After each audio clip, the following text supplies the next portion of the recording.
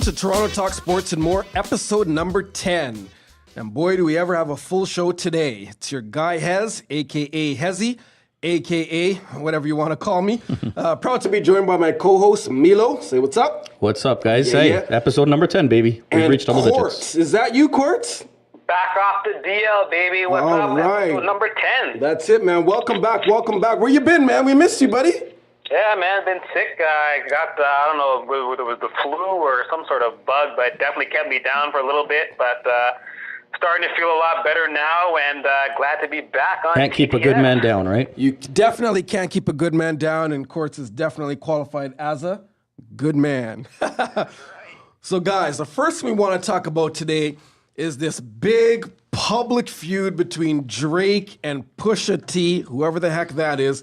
Now, first of all, hold on. Let me personally say that I'm not necessarily the kind of guy that listens to modern day hip hop. I really don't at all. I could really care less. But hip hop certainly is a part of, the culture of sports and whatnot, and basketball in particular. It's been a very, very hot topic on social media, especially over the past couple of weeks. Now, I don't know the history of the beef. Maybe you guys do. I certainly don't. But all I know is that Pusha T made some fairly bombshell revelations and accusations about Drake and his personal life and whatnot. Now, without getting into the actual beef, my question basically is, why is it that, in my observation anyway, so many Torontonians are seemingly anti-Drake and not defending our own homegrown talent? What's up with that? Yeah, I haven't been keeping up with this whole hip-hop feud back and forth, Drake, Booker T. I never heard of this guy. Booker T. Is that a wrestler? But I have no idea what's going on there. Obviously, as Toronto fans, usually you're going to support your boy. But like I said, for me, I couldn't care less about either of those two guys. So let them do what they're doing. Yeah, well, I mean, for me, I have an indirect relationship with Drake. I'm through my other line of work. One of his best friends is a client of mine. So, I do understand the beef and what's going on, what's been said. But I just think the allegations and the facts that Pusha T came out with on this song really have people in shock here in the city. And it broke last night that Drake actually wrote us a comeback, but a mutual friend said not to because it would end Kanye West's career, because he was actually going to go after Kanye West. Because there's an association apparently between Kanye and Pusha T. Pusha T works for Kanye West's label, right? Good music. Right. But that's my question, Milo. Like, as I said, why isn't, I think we briefly discussed this, it might have been episode 2, I believe it was, with Carlos Oberoi. Right. Why is it that Toronto fans seem to have this disdain for, our own? I mean, Drake seems to be getting roasted. That's all I see on social media by mostly people from the Six. Well, what's up with that? I think they just realized that this was a hard track that Pusha T dropped.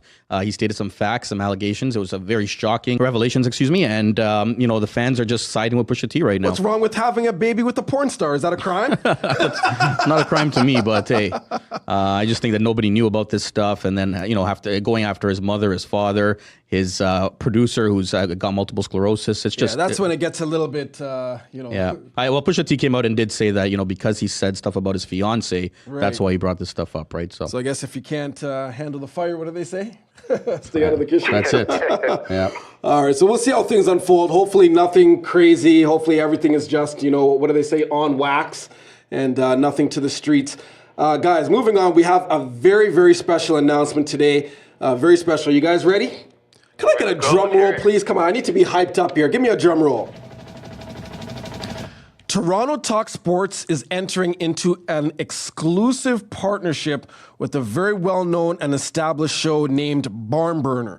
So for those of you who aren't familiar with Barn Burner, they were founded by Canadian sports professional Joseph Pasek, who first launched a sports show under the name TSPN. So TSPN, they went on to become Barn Burner last year, September 2017.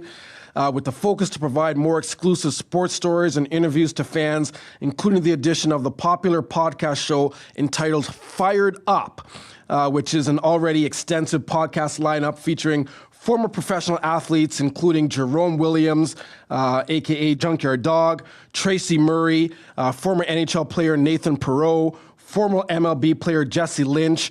So guys, this is really, really big for us. It's only episode number 10. We're just getting started. We have this new partnership with the Barn Burner. In the weeks ahead, we'll basically share all of the details about our partnership and how it's going to work. But basically, we'll be featuring some of our content on their show, and they'll be featuring some of their content on our show. And we're just looking forward to continuing to grow. We're excited about this partnership. Yeah, this is going to be very exciting. We've met with Joe a couple of times. He's an upbeat guy, very positive, loves his sports, and this is a great partnership. We actually have one of his guys coming on the show today, right? Absolutely, we do. Yeah, that's going to be exciting. Very exciting, guys. Really looking forward to this partnership, and the sky's the limit. TTS. Absolutely. So you can follow Barn Burner on Twitter, Instagram, and Facebook.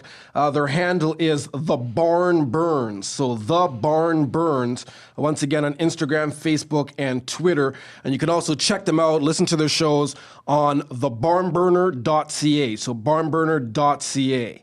That's great stuff, Hez. So what's on tap for today? Absolutely. So you did kind of mention this. We have we'll be discussing the Stanley Cup Finals. We have a special in-studio guest, one of the contributors of the Barn Burner Sports Show. So he'll be joining us in a second. We'll be discussing the NBA Finals and other stories related to the NBA. We have a special guest from another sports show who will be joining us. We'll be discussing some hot takes on a recent hot story that actually broke in the NFL. We'll discuss that. And for our And More segment, we have a registered acupuncturist joining us in studio. So that should be exciting. So it's a very busy, super packed show. But right before we get started, this is episode number 10, and it's going to air on Wednesday, June the 6th, which also happens to be the 10th birthday of my firstborn child, Zaloam. And it also happens to be the birthday of our very own Courtz. So Courtz, happy birthday, brother. Oh, you're not going to sing to me like you sang the Probably not. We saved that for the ladies. Yeah, we'll save that for the ladies. Your drum's getting ruined, so. Happy birthday, Courtz, bro. I hope you feel better as well for your birthday, and go enjoy, man.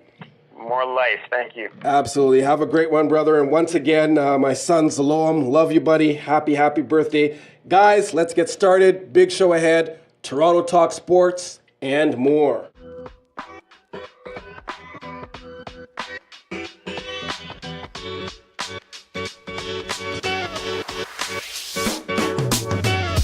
It's your boy Milo here with Hez for your TTS 2018 NHL Stanley Cup Finals update. Yes. Today we are lucky to be joined here in studio with Launy Schwartz. He is a podcast contributor on barnburner.ca, a former morning show co-host on a sports show in Prince George, BC, silver medalist at the 2017 Maccabi Games, and founder of Stop the Puck Goaltending. Launy, thanks for joining us in studio, sir. We appreciate it very much. How are you? I appreciate being here. For the sake of being factual, it was rock radio. I might be a sports guy, but I can still talk music. I can still swing with the sultans known as Dire Straits. Our sound engineer, Paul, is loving that. There we go. That's good stuff, thumbs man. up. Love it. So, no, we appreciate you coming in studio. Happy to be here. Hopefully first of many times to come, right? So let's get right into it. Last night, the Washington Capitals took a stranglehold of a lead in the NHL Stanley Cup Finals against the Vegas Golden Knights. The Caps won the game quite easily, 6-2, and now have a 3-1 lead in the series, and are just one win away, Launy, from their first ever Stanley Cup. What were your thoughts on the game? Let's start with that. I'm looking at my non-existent watch, and there is a time affixed. It looks like the number 8, meaning it's Ovi time. Oh, it's Ovi time. Finally. Oh, boy. Yeah. Finally. Ovi time. It's been a long time coming, no? The guy's been in the league for over a decade now, and we kind of lose sight that there are some great players that go an extended part of their career without a championship. Most notably, we talked about and also, we talked about him before we even went on air. Stevie Y, my favorite player of all time. Right. They built that franchise in Detroit around him, and he waited way more than a decade. In fact, he tasted defeat in the Stanley Cup Final against the New Jersey Devils before he could turn around and win himself a cup. Obviously, the whole team surrounding him. So I think it's finally Ovi time. And sometimes you have to go through those hurdles, right? Those losses before you finally climb that mountain and get over the hump. Hardships sometimes help pave the way, don't they? That's what sports cliches are all about. And we're living and breathing one right now. Yeah. A story that you couldn't have written any better, because there was, let's get this out of the way here, Bill. Back in August, when the odds were 500-1, the only people who placed bets, I'm going to do my best impression. There's a hockey team in Vegas now? And they're going to, what? What's the Stanley Cup? Do you know what that is? I think it's like a Super Bowl, but it's hockey. Okay, I got like $100 left, so I'm going to just, I'm going to put it down. You got a comedian in the house. On this, I think it's a hockey team. Did you take the bet? Yeah, yes, sir. We will take that bet. It is 500 to 1 odds. Wow. All right. Well, I think that's good. I'll do it. And then those are the only people who knew. Right. The drunk idiots walking around Vegas because there was no expert that predicted this coming whatsoever. So it's a great story on one side with Vegas. Absolutely. Right. And you have the story of Alexander Ovechkin, the most storied goal scorer, arguably since Maurice Rocket Richard. That's going back. So you've got great storylines here. And the conclusion is this: no matter how the end comes about, and while it does look somewhat inevitable, unless we revisit 1942, a la Toronto Maple Leafs, Detroit Red Wings, and Toronto was down 3-0. Right. That's the last time a team came back in the Stanley Cup Final from either a 3-0 or 3-1 deficit in any series. Right. That happened to be 3-0 deficit that the Leafs came back from. So it's highly unlikely that it'll happen. But this is, Vegas, the magic happens in Vegas, right? So you never know. Hey, look, Siegfried and Roy might come out. I know one of them's retired because like half his body got eaten by a tiger, but it's like, I was Cole Miller all along. Or I should do it in German. I was Cole Miller all along. And the other one goes, oh yeah, and I was Carlson pretending to be Swedish. And it's just, that's the kind of hockey you're seeing. You're right. Absolutely. There's magic in Vegas. It's all around, but like I said, I think there's your thoughts on the game were? Oh yeah, there's thoughts on the game. That's right. There was a game last night, wasn't there? There was. There That's was. right. Well, last night, thank you for steering it there, Zion, because I can get a little sidetracked That's about okay. all the It happens. We all do. peripherals here.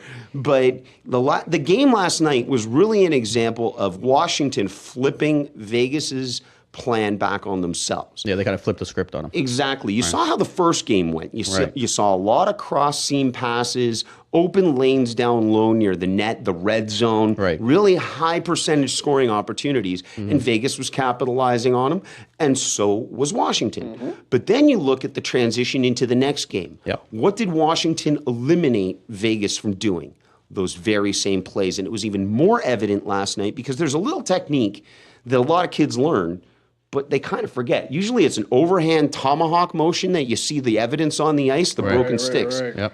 But a simple little stick lift from underneath has been one of the keys to success. And you learn that in like Tyke. Yeah, you learned that at a very young age. But you don't see it as very much effective. in the NHL. So you saw a lot of those kinds of plays going both ways, but Washington clearly a lot more predominant right now. And we see a So let me ask you this: Stanley in Vegas. How much of the blame do you put on Marc-Andre Fleury? I mean, we discussed this a couple episodes ago. None. That going into this series, he was arguably the best goaltender in the NHL playoffs.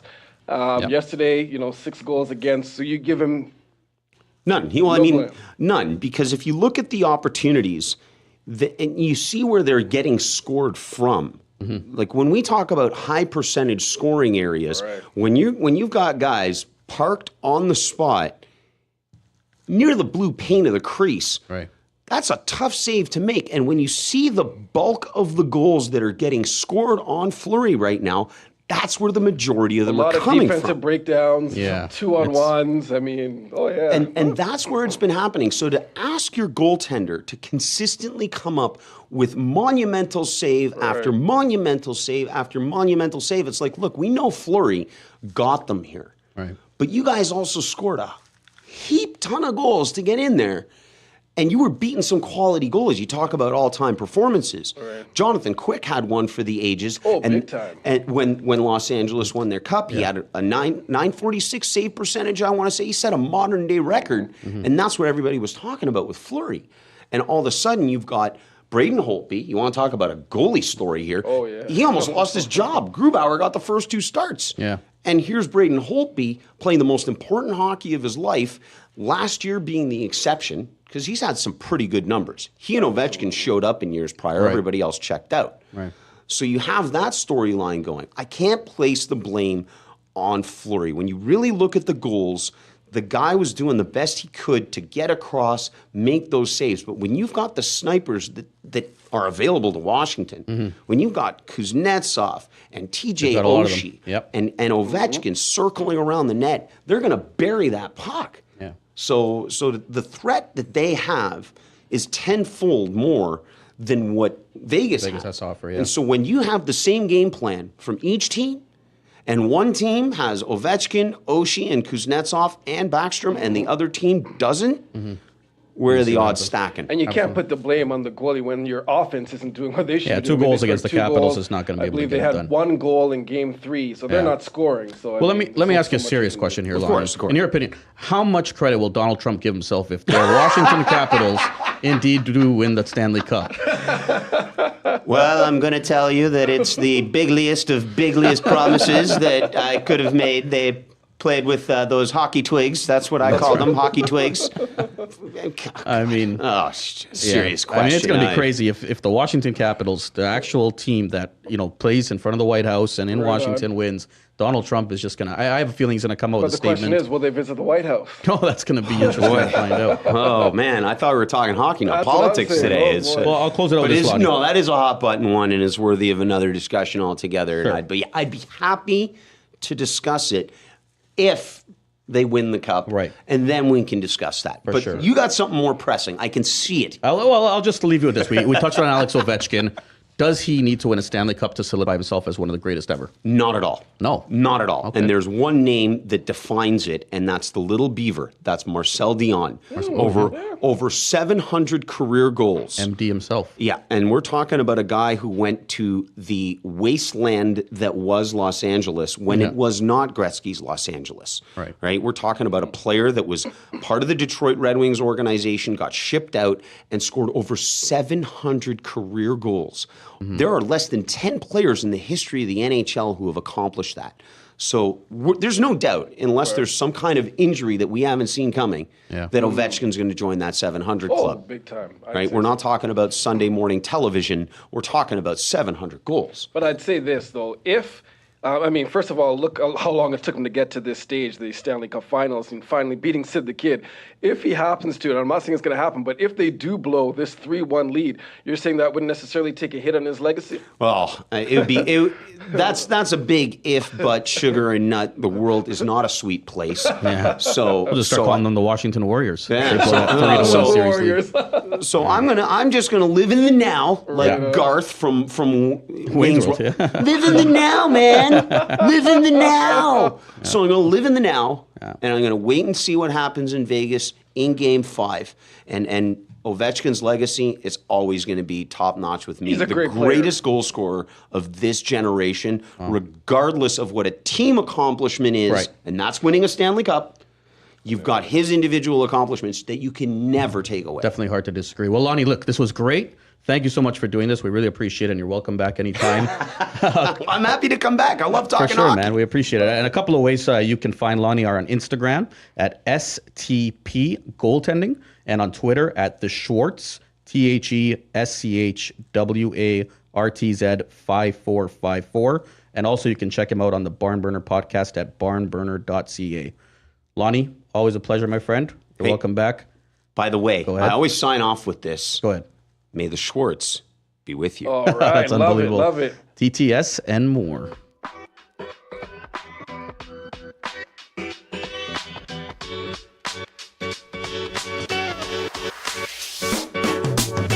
Welcome back, TTS. It's your boy Hez here, joined once again by Milo and Courtz. And we're very pleased to welcome Luca Rosana, the founder of the Waterboy Report, a video and audio-based podcast show. They're pretty big on YouTube, very engaging on social media.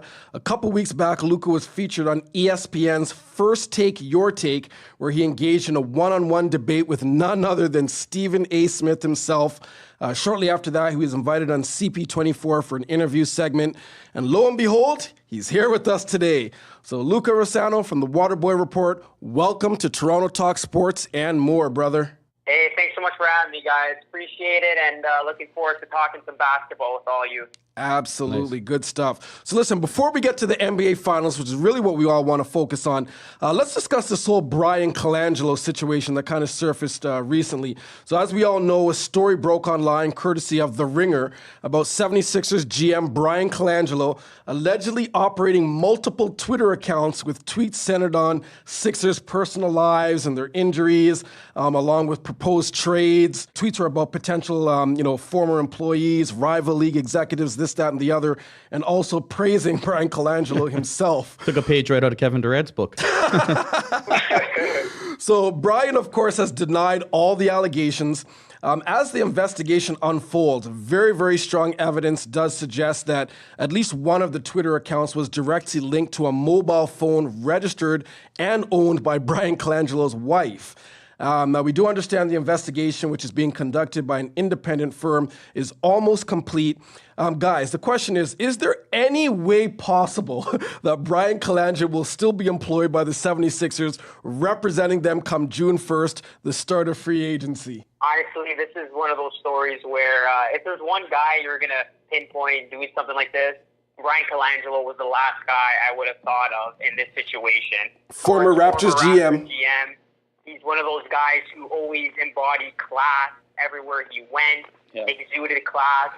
And I didn't expect this guy to pull off these antics. To answer your question, though, do I think he will stick around? I mean, until he's undoubtedly proven guilty, I think they won't. But I think before the summer ends, we will get some definitive answers. And Brian Colangelo won't be with the Philadelphia 76ers anymore. And it's sad to see, a guy of his importance, for him to be doing this allegedly in his off time. It just doesn't make sense to me whatsoever. Yeah, and his father, well respected around the league, Jerry Colangelo, dealt with the Phoenix Suns as well as USA Basketball. Team USA, yep. Yeah, it's very, very sad situation. I just don't see Colangelo sticking around. I mean, free agents that they want to get include Paul George and LeBron James possibly. How can you possibly trust a general manager that's going to go behind your back on Twitter and say these things about you, right? So it's a sad situation, but, Brian did a great job in Toronto, I thought, but this is not a good look for sure. Yeah, it's just completely unprofessional. And if the allegations are true, which once again, strong evidence does suggest that's the case, he's definitely got to let go. But let me ask you another question. If indeed it's proven that his wife is linked to, these tweets or these Twitter accounts, and Brian totally denies, doesn't take any responsibility whatsoever, he's claiming, ignorance, he wasn't in the know, allegedly or apparently, he would have to fed his wife, private confidential team information.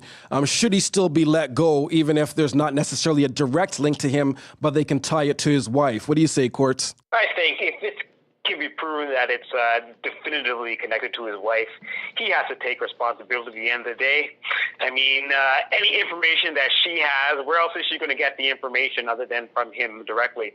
So whether it's proven that she indeed is definitively linked to this account, I just don't see any situation where Brian Colangelo, the GM of the Philadelphia 76ers, come next season. Absolutely. And can he honestly say, once again, if she is found guilty, if there's direct evidence that, she's the one that was sending the tweets, even from one of the accounts, can he totally wash his hands clean and say that he really did not know and he had no knowledge and expect people to believe that? I don't think so. I personally don't think so. No, not at all. I mean, it's just a bad situation all around. I just don't see him sticking with the Sixers. Nothing he can say or do at this point, especially with a law firm now involved, and they're just going to get to the bottom of this. R.I.P. Brian Colangelo. Let's just say that. Yeah, his reputation is toast after this. I can't see him coming back from something like this, as embarrassing as it is. Absolutely. So let's switch gears, guys. We'll definitely see how that story unfolds. NBA Finals. The Warriors are up 2-0 on the Cavs. Before we get to Game 2, because we haven't had the opportunity yet on this show to discuss last Thursday's opening Game 1, one of the best and most competitive games of the entire NBA playoffs. I'm sure we'd all agree. LeBron exploded for 51 points in a losing effort, 124-114. The Warriors won in OT. We had that controversial call near the end of regulation, the huge missed free throw by George Hill, and then, of course, the famous brain fart by J.R. Smith there, not realizing the score at the time. Real quick, guys, and then we'll discuss Game 2 and the rest of the series.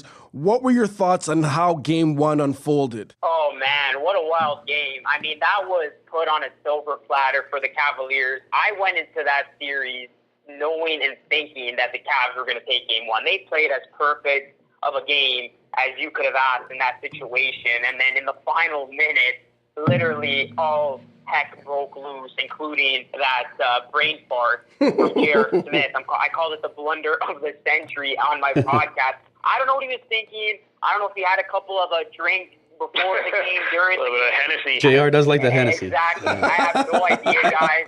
And it was interesting to note that right now, it was yesterday, I believe, a viral video surfaced of LeBron James, kind of his reaction after this all unfolded when he was on the bench. Asking Ty Lue if there was a timeout. J.R. Smith in no man's land. And a lot of people are taking shots at LeBron saying, if you're the leader, you pick him up. There's still 5 more minutes to play. But I don't buy that. If you were in LeBron James' shoes and that just occurred, I think he was just as lost as all of us. And it's not like LeBron James exploded as J.R. Smith started telling him off, started saying some words that could have discouraged him. He was just as shocked as us all. Yeah, he kind of gave him the silent treatment there. Yeah, he gave him the silent treatment. But I mean, the guy scored 51. But I think at that point he had, 49 or whatever it was. I mean, what else more do you want the guy to do? LeBron had every right to be upset in that situation. Exactly. At the end of the day, he's human. So there was a lot of grief going at him for that. But as far as the game went itself, he couldn't have played a more perfect game. And that was the game for them to have on the road. Now they're going to have to come out with 2 perfect performances in Cleveland to really make this a series. Absolutely. So let's backtrack a little bit, guys. Game 2 went this past Sunday night at the Oracle. It was a wire-to-wire victory for the Dubs, 122-103. The Cavs made a few runs here and there, but really there was no doubt who was going to win this one. The Dubs did a much better job of chopping LeBron and showing him different looks on the defensive end, holding him to still a respectable 29 points, 50% shooting. K-Love, he chipped in with 22 and 10. Wardell Stephen Curry set an NBA Finals record with 9 3-pointers. He had 16 points in the final frame, the fourth quarter. Guys, did anything surprise you about Game 2, or was it pretty much what you expected? Yeah, nothing at all surprised me about Game 2. Like you said, I mean, Steph Curry had a historic performance, which is a 3-point shooting. After that blunder in Game 1, just the way that the Cavs lost, I felt there was no doubt that the Warriors were just going to come out and trounce them. I don't think the Cavs had any chance of winning that game at all from start to finish. It was just the Warriors' game to dominate. Losing Game 1 in the fashion that the Cavs lost that game, I just felt that any sort of momentum that they might have had just completely got blown away, and I don't anticipate them getting any momentum back. I'm saying Warriors in 4. I don't think the Cavs are going to come back and win any games. And we'll discuss that in a second. Luca, any quick thoughts on Game 2? Yeah, Game 2, the Cavaliers actually played a lot better than I thought in the first couple of quarters, making it a close game. But in that fourth quarter, usually it's the third quarter for the Warriors where they unleash, I like to call it the avalanche, which usually puts their opponent away. But the Cavaliers, they survived that. It was a game. But in that fourth quarter, they just unloaded. And what can you do when Steph Curry's literally throwing up prayers and hitting shots from all around the arena? Kevin Love fouling him. It doesn't matter. The ball's still going in. Amazing. It was an incredible MVP, verifying performance from Steph Curry in Game 2, and there was nothing that the Cavs could do at that point. Oh, yeah. It was unbelievable. So, guys, Game 3 coming up Wednesday night. Switching back, of course, Cleveland's at home, where they're on an 8-game winning streak. They only lost 1 game in the entire playoffs at home. That was their first game in round 1 against Indiana. Since then, they've won 8 in a row. Simply, guys, what changes do the Cavs need to do to win Game 3? Because we all know, we know the math, we know the odds. If they lose Game 3, the series is done. It's a must-win game, and that goes without saying. What do they need to do in order to not make it a competitive game, but to win Game 3 and to kind of at least, begin to maintain, their home court? Well, if it was up to me, I would start Kyle Korver instead of J.R. Smith. Agreed. I think Kyle Korver. Well. Yeah, I think Kyle Korver is more consistent than JR. JR can go to the bar, drink some Hennessy, come to the bench after, maybe put him in 10, 11 minutes into the game. But Kyle Korver just adds that threat of a 3-point shot, and JR Smith.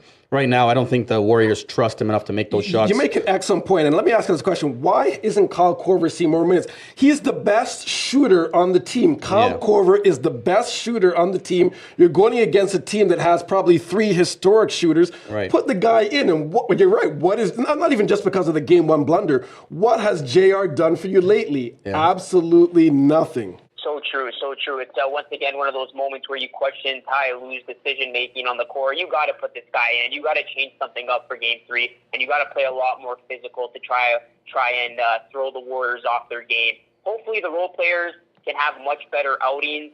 I saw a stat in Game 2 that the production from it was JaVale McGee and Sean Livingston equaled the total production of all of the role players of the Cavaliers. Unbelievable. So that's alarming. Those guys, hopefully, they can feel more comfortable, hit their shots in front of the home crowd, but they got to get a lot more production, but also play physical, in my opinion. And those two guys are actually perfect from the field. I think Livingston was 5 for 5, McGee 6 for 6 or something. Absolutely, yep. Just crazy. Definitely. So let me go to something that Courtz brought up not too long ago in terms of the brooms, the sweep. I'll throw this out to you, Luca. Do you think and actually before I go there, I do recall on your show, The Waterboy Report, great show by the way, you did initially predict the Cavs would win this series, did you not? Yes, I did, and I also said it in my debate against Stephen A. Smith. I have Cavs in 7. Yeah, so are you still confident that obviously they need to win Game 3, that goes without saying, but are you still confident that they can win 4 out of the next 5 games this series? It's going to be tough. Like I said, I anticipated them getting 1 at Oracle to kind of even it out going back to Cleveland, but I'm not ready to say they're done yet. They obviously got to win Game 3 and come out with a very good performance and win Game 4, which I think they're capable of because they've been in the situation before. The third straight year now, they've been down 2-0. Of course, the first time they came back when they were down 3-1. It's the second straight series they've been down 2-0, so it's not like it's uncommon territory for the King and these players, but they definitely need to bounce back and get some momentum at home, which I think they're fully capable of doing because, like you said, since that blunder against the Pacers, they've been pretty automatic and pretty dominant at home, especially against our Raptors in that series. So Absolutely. I'm not as confident as I was before the series, but I would say that I'm still banking on a good performance in Games 3 and 4 to kind of even this thing up. You're a man of your word. Stick with your prediction. We need to stick a fork in these guys, these Cavaliers. I mean, yes, they were down 2-0 against the Boston Celtics. You know, with a team of the caliber of the Golden State Warriors, I just feel there is no chance that as much as LeBron, yes, he's the best player in the world, there is just absolutely no chance that they're going to come back and win this series. Andre Iguodala, he's set to either come back in Game 3 or Game 4, and he's a difference maker. Let's just face it. He was the MVP a couple of seasons ago in the finals. He's a difference maker. Put him on LeBron. LeBron's not going to put up, I don't think LeBron's going to have 50-point performance when Iggy's on the floor. But the fact is, the Golden State Warriors are just too strong as a team. The Cavaliers, they're not the same Cavaliers as last year or the year before. Yeah, they're missing Kyrie. Kyrie Irving. This is a new team. LeBron is pretty much all they have. It's over. Stick a fork in these guys. Hey, I can't necessarily argue with that, Courtz. Let me ask something else. I'll get you to chime in this, Milo. If indeed the Cavs lose the next 2 games and it is a 4-game sweep, will this count against the legacy of the great LeBron James? I wouldn't go that far. I think LeBron James has done everything he can with this team to get them to the finals. It's just incredible. It reminds you of the 2007 team that he brought and dragged to the finals against the San Antonio Spurs, and they got swept in that series, I believe, too, right? Mm-hmm. So, I mean, this could be another repeat of that. This team is just so bad around LeBron. I just don't see, it tarnishing his legacy. Sure, he'll be even if he doesn't win, if getting swept. So let me bring up a little bit of history here. In 2001, my Los Angeles Lakers against the Philadelphia 76ers, Allen Iverson managed to at least win 1 game and make it respectable. And if you guys remember that series, the Lakers are actually 12-0 heading into the finals. The Sixers won Game 1. It went to overtime, and the Lakers basically swept and won the last 4 games of the series, winning it in 5. But at least Iverson was able to respectively lead his team to win 1 game. Who was a better team at that time? That Lakers team or this Warriors team? Oh, that's a debate. That certainly is a debate. Well, I would go with the Warriors. That's a debate. Well, the Lakers were very dominant. Very dominant. I agree. 15-1, similar record like the Warriors last year, 16-1, sorry.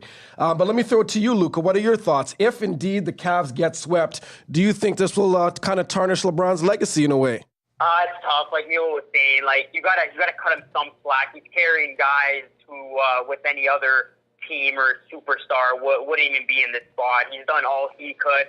But at the same time, to get swept, I think the naysayers are going to, point at this as being one of those moments where you favor MJ even more over LeBron when you have those GOAT conversations. So LeBron needs to win at least 1 game, kind of like last year, because for him to to go down in a sweep, that doesn't do good for anybody's legacy, especially his. So if he does in fact get swept, I think that's going to be a true testament to A, him getting no help, or B, we might see the King, come, let's just say they're down 3-0, and in game 4, maybe he starts to, give up on himself for his team in that situation. But right. I think it will be bad in the public side, but from my standpoint, you got to cut him some slack somewhere. He had virtually no help.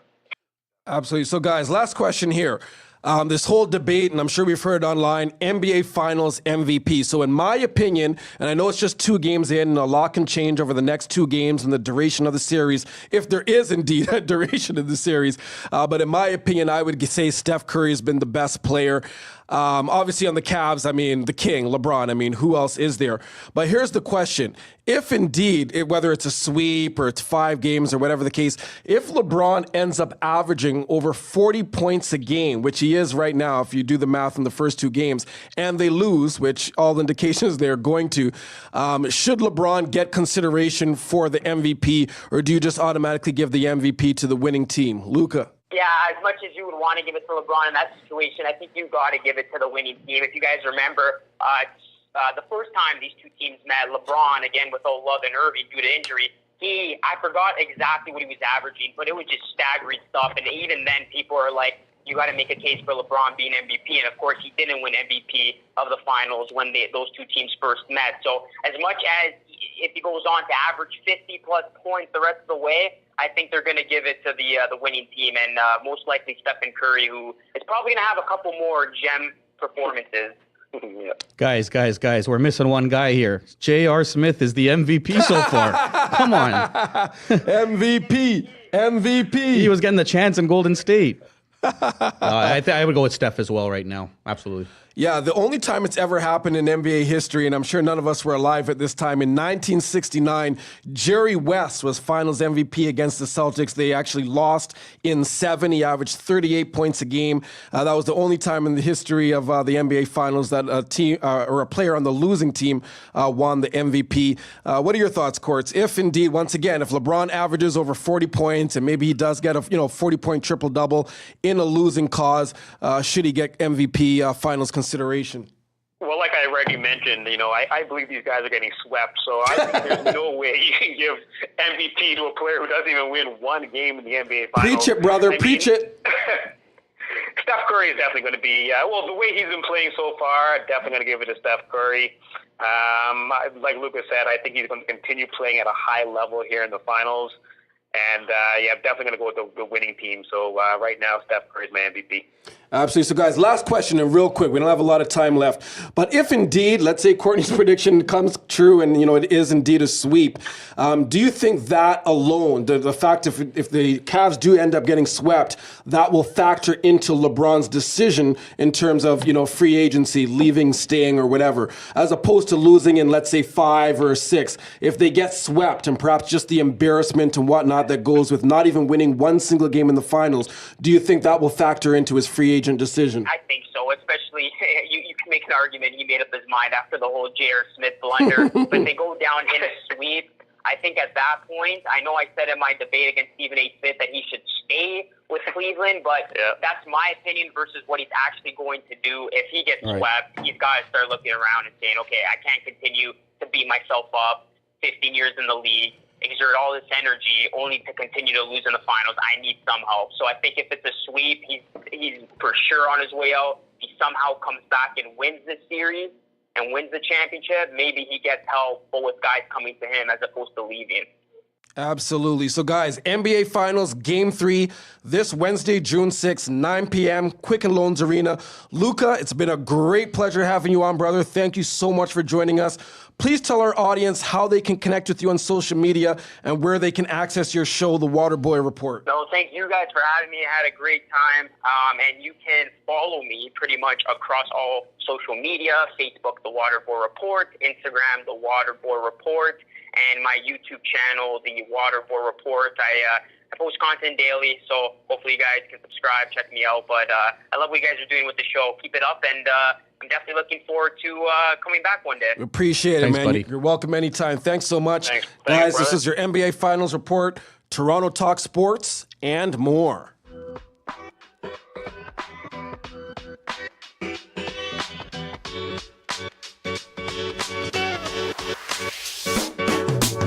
All right, so Milo, let's discuss an NFL hot topic breaking the airwaves. This Monday, the White House released a memo basically saying that President Donald Trump was uninviting the Philadelphia Eagles to the White House as they were scheduled to attend as a team, which is traditional, as you know, for Super Bowl champions. This caused a huge stir in the world of sports and entertainment, politics too. You got LeBron James and the NBA chiming in during his presser on Tuesday, basically saying no matter who wins the NBA Finals, no one wants an invite to the White House. Steph Curry basically chimed in as well, agreed with that sentiment. Yeah, there was basically reports saying that the majority of the black players on the Philadelphia Eagles refused to attend the White House, so basically they weren't going anyway. This has really spurred into a huge mess. Milo, what are your thoughts here, man? Yeah, I mean, first of all, are we really surprised that Donald Trump, the president, would refuse or disinvite the Philadelphia Eagles? Well, I think the moment he decided to rescind this invite was when he found out that only 4 to 10 players or members of the organization were going to come. Right. You know, Donald Trump likes to inflate those numbers, whether it be his inauguration or anywhere else. So it would have been more or less an embarrassment. It would have been a form of protest, obviously, in the White House. For sure. And then he wanted to pin it on the Eagles, right? If they're not going to stand for the anthem or whatnot, even though none of the Trying to go back to the original issue. Yeah, even though none of the Philadelphia Eagle players were the ones that knelt during the anthem, they locked arms at one point. That's true. That is true. I mean, when I saw this break, it was just like not even hot news to me. I knew this was coming. I didn't think the Eagles were going to go, and I thought Donald Trump would actually rescind the invitation. Right. Well. What kind of makes me scratch my head is why is it that, so once again, that was the report that the majority of the black players on the team, weren't going to go anyway. Right. So from a team standpoint, I'm talking about internal public relations, the Philadelphia Eagles, why is it that they would still proceed to say, okay, we're going to go with whether, as you said, whether it's 4 guys, 10 guys, or whatever the case? Wouldn't you make that decision collectively if the majority of the players aren't going to be there? Yeah. Why would they still agree to go and then even put Trump in a position to uninvite them? They should have probably done that, made that decision themselves. Yeah, it doesn't make a lot of sense. I could go back to the Steelers, my team actually from last year. They made a decision to stand for the national, or not even come out on the field for the national anthem. And one of their players actually went out. And it comes down to team unity. You got to stick together, have a plan, talk about it with your team. And I think they made the wrong decision to say, yeah, we're still going to go. And it gave Donald Trump the opportunity to say, no, I don't want these guys to come here. So what you said, I mean, a lot of people were kind of like, okay, it's an honor, you win the championship.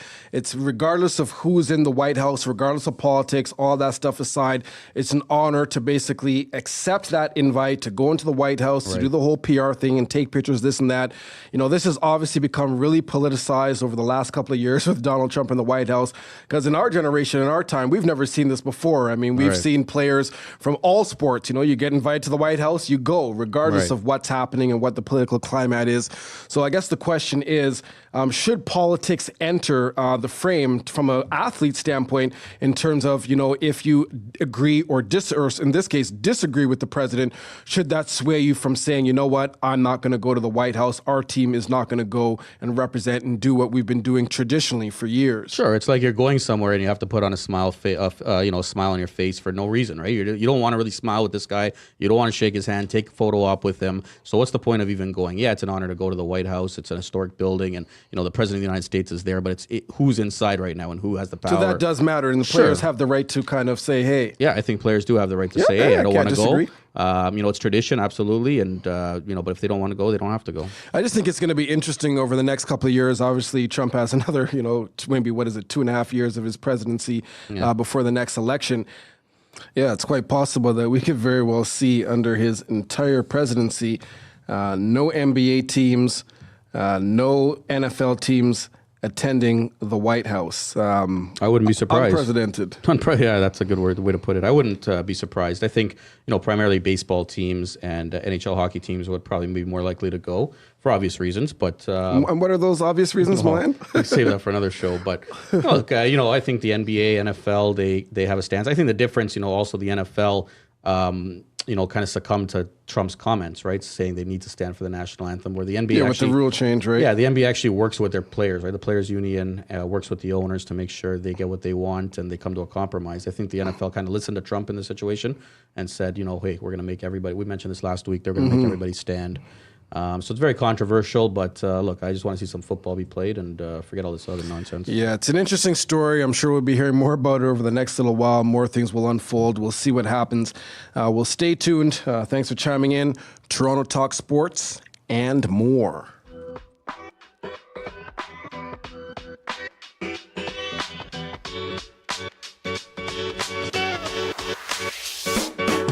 Welcome to another edition of And More on Toronto Talk Sports and More, where we usually feature a Toronto-based entrepreneur, artist, or influencer, giving them an opportunity to plug or promote their business, their project, their craft, whatever it is.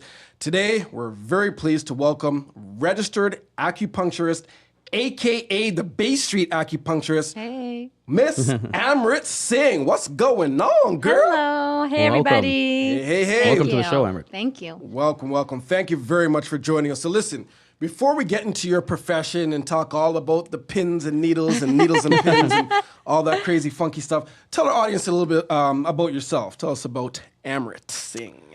Well, as you already mentioned, I'm the Bay Street acupuncturist. I've been practicing for 8 years. I also have another practice on King West as well, King and Niagara. And acupuncture is pretty much my whole life. Okay, so there's nothing outside of acupuncture. We don't do anything socially. Haven't watched any movies lately. Tell us something about you, business aside for a second. What's something maybe that people would be surprised to learn? Are you born and raised in Toronto? I'm actually from Winnipeg. Okay. Winnipeg, nice. Yeah. Are you a Jets fan? I was into the hype because I was there during the playoffs, but like I'm not a hockey person. Okay, that's all right. What's your favorite sport? Football. Okay, Nice. football. Yeah, number Canadian one. football or real football? Wow, so rude. Did I just roast our own? Hey, I agree. Jeez. It's all about NFL. It's Edit that out. NFL. I'll get some hate mail. I would go to NFL. a CFL game, and I was going to go last season because the Bombers were doing well, but I just didn't go. But I would go just I for the went to one experience. CFL game, and I'll never do that again. I don't think I'd go to a CFL game if they gave me free tickets. Oh my God, I think I would go for the It's- experience. Well, it's certainly an experience. NFL, what's your favorite team? Who do you like? Raiders. Raiders. Okay, they're a good team. Okay, Raiders. All right. Good defense. Right. It's You're been a journey, though. Her and I are not going to get along. I switched teams a couple times, and I learned that you're not allowed to do that in football. No. Okay, Stick with one. I haven't. sounds good. So listen, tell us about acupuncture, because I feel that a lot of people don't necessarily understand what it is, what it's all about, what are the benefits about it.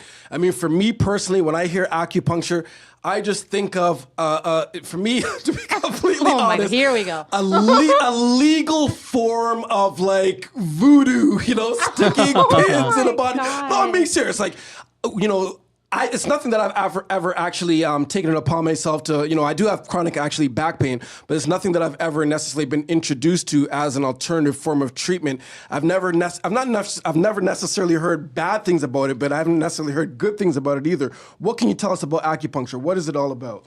So acupuncture's been on this planet for about 3,000 to 5,000 years. 3,000 to Wow. 5,000 years. Yeah, and so Did you know, Melinda, the Earth was that old? I knew that, but I didn't know that. acupuncture was around that Wow. long. Yeah.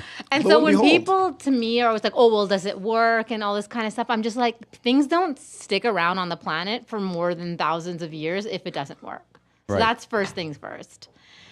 People come for acupuncture for all kinds of things, pain, skin problems. They come in for beauty. They come in if they're trying to get pregnant. Acupuncture helps to regulate your organ functioning systems. Okay. So it helps to improve the function of your organs. So what is the specific process like? Like, how is treatment performed? Generally speaking, I'm sure there's various different ways, but generally speaking, how is treatment performed? So normally when you go in for acupuncture, you have to fill out a form answering a bunch of questions, some Okay. very personal questions. And then your practitioner will talk to you a bit about how Chinese medicine works and what we're going to do. So I'm very thorough in my treatments. I go through everything so everyone's really comfortable. And then we do the treatment from there. So I explain from Chinese medicine, this is what's going on, this is our perspective on it, and this is what we're going to do about it. And then I do the treatment. So I've heard things such as, a chiropractor is better, or I should go to a physiotherapist instead. So why would somebody choose acupuncture over the other type of businesses, other competition? Acupuncture has a unique way of, when it comes to just like sports acupuncture or like working with pain, it has a very unique way of working with the muscles because you can actually go into the muscles. Okay. Massage therapy Staying can like outside. move, osteopathy can like move things around. On the surface kind on of the thing? surface, right? And it can make adjustments inside, but you can't really release a muscle the way an acupuncture needle can go into a muscle and release it like right away. Is there any pain or discomfort? 'Cause for me, just the thought of it. Right. Is there any pain associated, any discomfort? No, if you have someone who's properly trained, acupuncture is not supposed to hurt. So the problem, the perception is that people think we're using syringes because when you go to the doctor when you're a kid, they're like, okay, we're going to stick you with a needle. Right. And so you think needle, syringe. Yeah, that association. But a syringe is like so different from an acupuncture needle. And So what kind of needles are these? Talk to us about the acupuncture the needle. needle is like as thin as a hair. I use Okay. Japanese needles only. They're the thinnest, highest quality needles. Oh, okay. They're as thin so you as a can literally hair. poke yourself in the face with it and you wouldn't feel pain. Is that I what you're do that as cosmetic acupuncture Oh, okay. all the time, and I do it on myself. Oh, wow. Okay. Okay. Yeah, so yes, you can put it on your face. You can put it anywhere. How long do you leave the needles in? About 20 minutes. Wow. So that's the other thing. People think that once the needles are in, Right. it's like a constant source of pain. But that's not how the body works. Once the needle is in, that's it. You kind of get immune to it and it's doing And you its relax. thing. It's very working. relaxing. So it's kind of like a needle when you go to the doctor. It's just initial prick you feel, and then So Right, but there is that an it initial prick. sometimes can be painful. right. Because it's just so much thicker. It has to be a needle that's thick enough that's hollow enough that can withdraw something, right? Right. That's what those syringes are for. But our are there needles- specific, I guess you can say, pressure points in the body that the needles have to go? I mean, you're not just sticking it anywhere. No, Is there- they're specific acupuncture points. There's Right. about 365 of them. Oh, okay. And I'm all sure over the as a body. trained professional acupuncture, you would know where You all know those where they points. are. Right, Yeah, right, right. you What have are- to do training for What are the it. different types of areas of your body you can get acupuncture done on? Face, arms. Mostly I'm treating people below the elbow, below the Okay. knees. Okay. Yeah. So my question is, as a child growing up, you said you grew up in Winnipeg? Yeah. Okay, so at what Here we stage go. in your life did you realize that you wanted to poke people with pins for a living? I'm very curious. This is to I know. get this question all the time. It's a great question. I felt like doing that to everybody when I was a kid. Oh, man. I didn't think I was ever going to be doing this. I used to work in the music industry. Okay, are you going to That's- sing for us? No, I wasn't. I was in the business side. Oh, the business side. Okay. Yeah, the business I got side of the music excited for a industry. second. That's what I thought I was going to do. Okay. And that was it. And I was very happy in it. I had a bad back injury. I fell in Winnipeg on the ice. Surprise, surprise. And then I moved to Toronto. I was happier. The back pain started to subside. I went to see an acupuncturist. It was the only thing that helped me after like years of pain. And I was like, sold. I got off the table. I'm like, wow, my back pain's almost gone. And I would go home and read about it. And I'm just like, yeah, I'm done. I'm done with the stressful music industry. Okay. I'm going back to school. And I never looked back. Awesome. Good, good. So had I amazing. not fallen, I wouldn't have found my true path. Uh-huh. That's Dun, amazing. dun, That's amazing. So it was meant to it was meant to be. It was meant to Oh, be. yeah. So listen, Amrit, talk to us about your specific practice. What services do you offer? I'm trained in Japanese acupuncture, Okay. sports acupuncture, I like sports. and And the cosmetic. Japs are not bad either. Yeah. did I just use a derogatory term? a little That's bit, fine. a little That's Oh bit. boy. And I do cosmetic facial acupuncture as well. Okay, very good. Talk to us about because I was just on your website earlier. Your blog, Drop the Needle. Tell us what's the story behind that. What's that all Creative about? name, yeah. Thank you. Drop the Needle is sort of a mission that I've had since I started acupuncture, and it came to me while I was actually receiving acupuncture one time. The idea about it is to make the information of acupuncture and Chinese medicine accessible to all people. So kind of rewriting the theory and making it cool and pop culture kind of, as opposed to something that people think is like, I'm supposed to be meditating on top of a mountain. Do you know what I mean? I can only be a vegan. I can only do this. I have to Right. like All right. have crystals all over all the time. No, it's not. I'm not that kind of person. And sometimes I am, but not really. And so it's just a way of making it cool. So that's why on my Instagram. You know, I like the name. And speaking of cool and pop culture, I'm sure you're familiar with the song Drop the Needle. Yeah, of course. Okay, very nice. He knows about it. Toronto connection and whatnot. Okay, very Yeah, nice. I met him Props once to and he knows Maestro. about it. All right, all right. Yeah. Very good. Days. So now, Milo, I think we Yeah. have something special planned for our Oh my God, Anmore here we guests. go. Take it away, We always brother. do, right? All right, Amrit. So we're gonna have a little bit of fun here, as we like to do with all of our guests. So we put together a little segment that I like to call TTS Trivia with Amrit Singh. pretty clever, right? I Wow. Took me a while to come there up with we that. go. So I did hear through the like grapevine that you have a little bit of an obsession with McDonald's French fries. Is this correct? Wow. I like McDonald's. I don't have not an the fries. obsession about it. Oh, okay. No problem. That's great. So in my jacket pocket here, I have $5 McDonald's gift cards. So now you're excited, which will take care of your exactly. This will take care of your McDonald's fry cravings and whatever else we want to get from there for a good few weeks. So Thoughtful. I'm just gonna hand. No, I'm not gonna hand these to you because we got to make you earn these. Even though we like to give things away, you're gonna have to win these gift cards. So All right. we put together 5 questions, and we're gonna alternate. One of the questions is gonna have to do with acupuncture. The other will be about sports. So every correct answer will earn you a gift card. Okay. Are you I'm ready? Yeah. All right. Ready. So the first question is about acupuncture. So here we go. What does the organization, the CMAAC, stand for? Oh, I think that's the Canadian Medical Acupuncture. Close. But was it It's close not. enough? It's not the provincial regulatory one. That's why I don't know it. It's not It's the the official Canadian one. Because I only know our provincial one because that's the only one we're supposed to be registered with. Okay, I'll give you the answer. Chinese Medicine and Acupuncture Association of Canada. I thought you know that. Okay, that's fine. No We problem. don't. Don't go with I'm that. not going to get into the politics. Okay, of those. no problem. I am a registered acupuncturist with the I say appropriate that was a provincial trick question. organization. She deserves the prize for that one. I'm with you, Amrit. I say I'm going to keep the McDonald's gift card on that one. No, I'm kidding. Sports question now. So Oh, shit.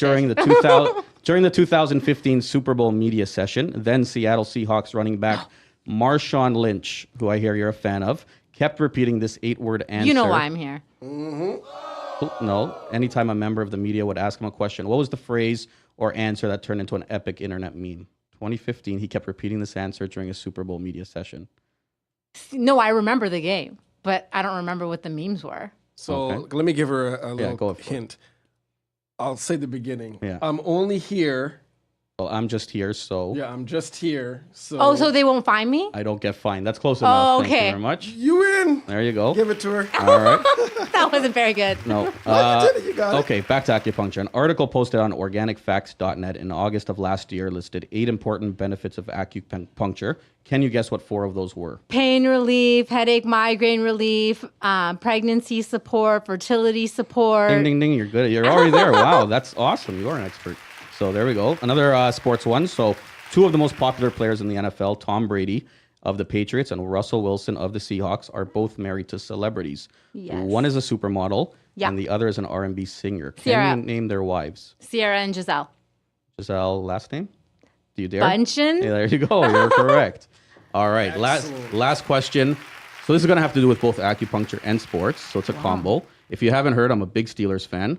So which former Pittsburgh Steelers player who finished the season with the Patriots is famous for his Instagram workout videos, but also his pictures of having acupuncture and cupping done on his body? Steelers. And then he went to the Patriots? Yeah, and now Harrison. Remember his first name? James. There you go. Yeah, you got it. Good for you. Good If you could only get the last name, I was going to give you $2.50 for half of it. Well, thank you very much. That was great, Amber. You did it wonderful. All 5 I'll give you. Aw, That was how amazing. nice. Good job. Good job. That was a lot of fun. So listen, as we wind down, why don't you tell us and our audience, of course, Amrit, about the new addition that you're in the process of adding to your business, acupuncture in downtown Toronto. Soon going to be adding an extension of my practice, focusing more on cosmetic facial acupuncture, women's health, beauty, and natural beauty products. And it's going to be called 6 Babe Beauty. 6 Babe Beauty. Very That's nice. awesome. Very nice. And what's the timeline? Is there a timeline for that?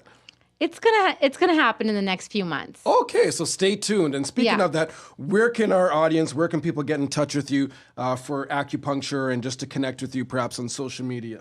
All my social media, Instagram, Twitter, Facebook handles are Acu with Amrit, and then my website is acuwithamrit.com. So that's ACU with Amrit, AMRIT. And that's for Facebook, Twitter, and IG. And once again, the website is acuwithamrit.com. Yes. Amrit Singh, it was an absolute pleasure. We had a lot of fun. Congrats. Enjoy your McDonald's gift cards there. Thank you for joining courtesy of Toronto Talk Sports and more. Thank It was a you. pleasure once again. Thanks for joining us. Thank you, Amrit. Thanks. Toronto Talk Sports and more.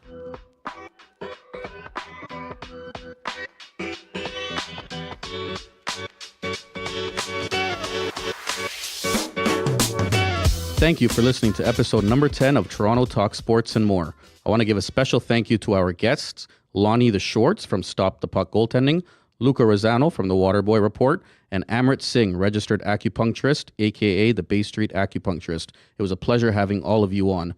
Please also look out for our contest details via our social media accounts, as we will be giving away 2 $25 Cineplex Odeon gift cards, 3 stainless steel custom branded reusable water bottles, courtesy of our dear friends at DAZN, and 2 hard copies of last week's guest, Jelani Daniels' book titled Forward March.